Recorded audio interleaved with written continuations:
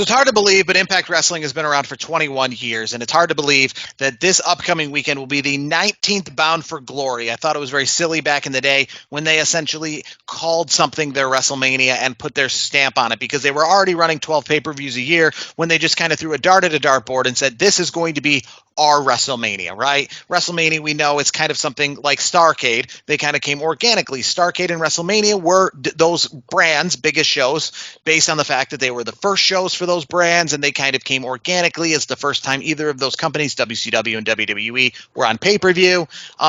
But Impact obviously went it a different way. They threw everything on pay-per-view and then just kind of said, this one, we're going to make this one our biggest show. And that's what Bound for Glory is. And over the years, Impact Wrestling has taken so many different forms and changed itself so differently, and showed the people out there, like in the AEW world, because I'm kind of sick and tired of seeing things about AEW's attendance and how they're a failing promotion and all this stuff, because Impact Wrestling is a pure example of how really I could care less what AEW's attendance are, because Impact Wrestling couldn't and wouldn't draw 10,000 people today when they drew 10,000 people in the past, but yet here they are. They still exist. They're still on television, and that's why this is one of the weirdest kind of shows, right? Because WrestleMania started out what it was, the simple WrestleMania in, Madison Square Garden. It even kind of shrunk a few times, right? It went to like the Nassau Coliseum. It went to, the Allstate Arena in Chicago, 15,000 people, and it's ballooned to this 2-day, 150,000 people over 2-day event, right?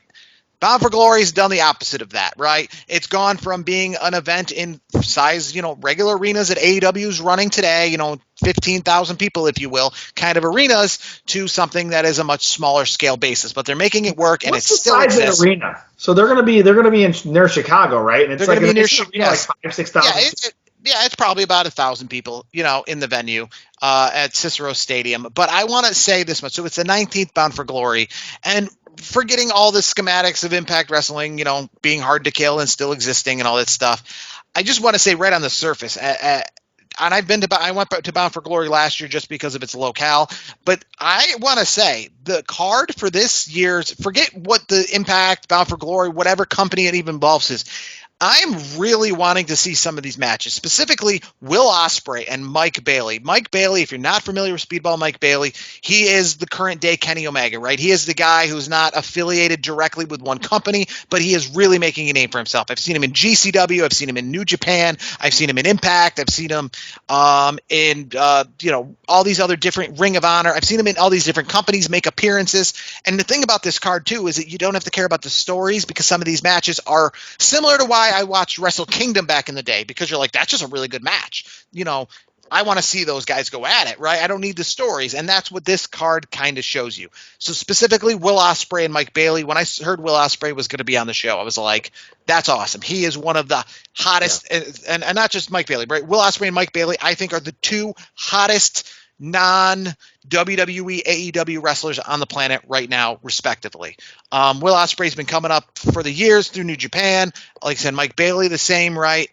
WrestleMania weekend, whenever those other shows going on around WWE stuff, Mike Bailey is like in the main event of some of those stuff. Mike Bailey versus Jon Moxley, at some sort of indie wrestling show, right? Some sort of midnight GCW card. And like I said, I saw Mike Bailey SummerSlam weekend in the main event of a GCW show, and he is the real deal, one of the best wrestlers on the planet right now. Will Ospreay, obviously, we saw him at AEW at their big show in Wembley, right? And he proved that he belonged to be there, and was one of the best matches on that card in front of 80,000. So definitely looking forward to that. But another match I'm also looking forward to based on the match itself, Chris Sabin, right? So much time he spent in Impact Wrestling with the Motor City Machine Guns against Kenta.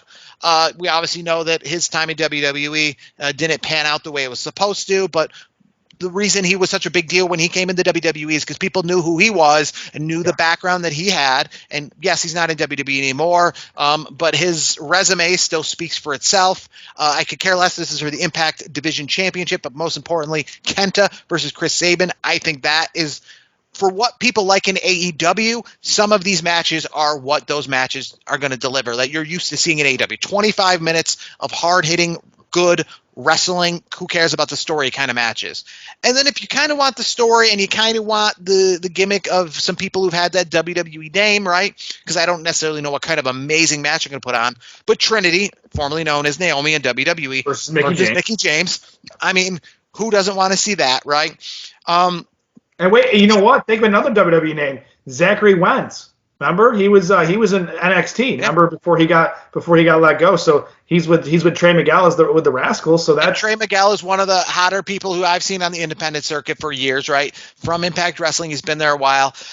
That ABC tag team, right, with Chris Bay and Ace Austin, they're a really good. They're those kind of people. They're T-shirt worthy kind of wrestlers, right? They're not absolute nobodies, right? Sure, they're in Impact, but their mainstays in Impact. When Impact puts out a collage picture, right, to sell tickets, those are the kind of people, you know, that you're like, hey, I recognize them. They put on their card, right? And here's the thing too. I mean, you're looking at guys like Ace Austin and Chris Bay. They're still in wrestling terms, they're pretty freaking young. Like they're in their late 20s, early 30s. So like these guys, their best wrestling hasn't even happened yet, in my opinion. These guys, like that's going to be a good tag match. I'm sitting here looking at the card. It's so funny because I see two dudes on here that who would have thought they'd be wrestling in 2023. But they still do it well. PCO and Rhino. Like, I mean, that's crazy. And honestly, for me, it's like obviously Moose is in the match. So Moose is my guy, obviously, with the Syracuse ties. Mm-hmm. But I see PCO still going, Rhino still going. I mean, there's some names on here. I mean, you've already mentioned a few of the other guys like Ospreay and Bailey. I mean, it's from a wrestling perspective, these are some good matches. Yeah, and obviously Josh Alexander, who, we talked about him being very high on the PW 500 against the current champion because Josh Alexander was out on injury not too long ago. Alex Shelley, who was the current champion in a main event match that I think, like I said, I saw Josh Alexander last year in the main event against Eddie Edwards, right? And that was a decent match. But I will say, of the Bound for Glories I've been to, right, which is two, one was under more of the TNA kind of banner. It was a 6-sided ring. It was a little more of, it wasn't the full TNA Universal Studios, but it was more of what you're used to, I guess, versus what I saw last year, which is the more current incarnation of Impact Wrestling. I think overall all the matches, right? This one has got me. Like just some good matches that I don't even care if this was not Impact. If this was just some indie show that was going to be in my town or within a 2-hour drive, I'd want to go to this indie show. If this was like, Eastern Championship Wrestling or something like that, I'd want to go see these matches. And that Call Your Shot gauntlet match, right? If you're somebody who doesn't know a lot about all these Impact guys, which you don't have to, because like we already mentioned, the Trinities, the Mickie James, the Rhino, the PCO, the Moose, right? The Will Ospreays, even Deonna Purrazzo, right? She's in a women's tag team match with Macha Slamojevic, who has made a name for herself all elsewhere than just Impact Wrestling, GCW and New Japan and all these other places. But on top of that, in this Call Your Shot gauntlet match, right? You got Dirty Dango, formerly Fandango, right? You got Eric Young, you got Brian Myers, you got Bully Ray Dudley, right? So you got some people in that match that you're going to recognize. So if you're only somebody who's just been watching WWE over the last couple of years or the last 20 years or so, right? You're going to recognize people on this card. On the same time, you're also going to get to see people that are going to put on the best of the best. Like Will Ospreay versus Mike Bailey, to be honest with you, I understand it will never main event WWE because that's not what WWE is. But Will Ospreay versus Mike Bailey, I'd want to see it just as much if it was main eventing AEW Full Gear. So that is just a match wherever it is. I want to watch it. So I am very intrigued to see this show this weekend. Like I said, it's not just about it being the 19th Bound for Glory, which is crazy that it's been around for that long. But Impact Wrestling is a company that I think, people talk about WWE being around to the end of time. I think when WWE goes away and AEW goes away, Impact Wrestling's still going to be kicking because they've got that formula somehow, some way. That they make it through, right? They're like that minor league baseball team that's been around since 1892 and never has moved. You're like, everyone around us has moved and everybody else has changed leagues and classifications and names and logos. Well, we're still here, and that's Impact Wrestling. So if you get a chance, you don't have to follow the stories. You don't have to watch it on a weekly basis on Access TV. But if you get a chance, watch Impact Bound for Glory this weekend or sometime in the near future.